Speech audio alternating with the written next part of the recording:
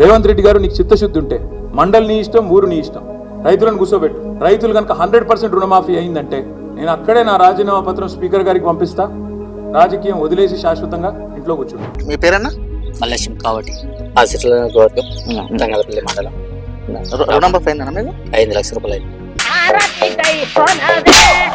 ఇప్పుడు గతంలో కేసీఆర్ ప్రభుత్వం ఉన్నప్పుడు రుణమాఫీ జరిగిందన్న? కాలేగా కేసీఆర్ అంటాడు మొత్తం ధరలకు దోసిపెట్టిండు. రుణమాఫీ అయిందన్న మీకు? అయింది. ఎంత అయిందన్న? 1,30,000. భార్య భర్తలకు ఇద్దరికి ఉంటే మాపైనాయి ఫస్ట్ విడతలై, సెకండ్ విడతలై 1,50,000 దాకా మాపైనాయి. కేసీఆర్ ప్రభుత్వం ఉన్నప్పుడు మాఫీ అయిందా మీకు? మాకు కాలేదు. ఏం పేరన్నా? మహేందర్. మహేందర్. ఎవరన్నా మీరు? రావణపల్లి. ఈ సిరిసిల్ల నియోజకవర్గం ఇది, అంటే కేటీఆర్ నియోజకవర్గం ఇది. రుణమాఫీ అయిందన్న మీకు? అయింది. ఎంత ఉన్నది? ఒకటి 80,000, ఒకటి 1,00,000. లక్ష. అంటే మీరు మొత్తం 1,80,000 మీకు మాఫీ అయిపోయింది. కేసీఆర్ ప్రభుత్వం ఉన్నప్పుడు మాఫీ జరిగిందా మీకు?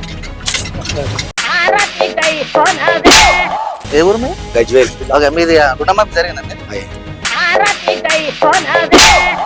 ఎంత ఉన్నా మీరు? 50,000 ఉన్నాయి. అంటే ఫస్ట్ విడతలు అయిపోయింది మీరు?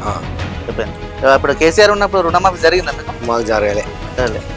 ఇప్పుడు రేవంత్ రెడ్డి వచ్చినాక రుణమాఫీ జరిగింది. సో సంతోషంగా ఉన్నారా మీరు? రుణమాఫీ అయిందన్న మీకు? ఎంత ఉండే అన్న రుణమాఫీ? 1,00,000 రూపాయలు ఉండే. బాచంద్ అన్న మీకు రుణమాఫీ అయిందా మీకు? 30,000 ఉండే అయిపోయింది. అన్న మీకు రుణమాఫీ అయిందన్న? ఎంత ఉందన్న రుణం?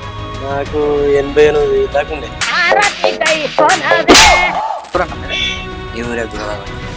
అంటే ఇది ఏంది మన సిద్దిపేట నియోజకవర్గం వస్తా? రుణమాఫీ అయిందా మీకు గవర్నమెంట్? మాకు అయింది. ఎంత ఉన్నా? మాకు 1,00,000 రూపాయలు. రుణమాఫీ అయిందా మీకు? ఎంత అయింది మీకు? ఎంత 1,00,000 రూపాయలు అయిపోయిందా మీకు? రైతులకు రుణం చేయకపోతే మాకెందుకు అధికారం? ఆరతికై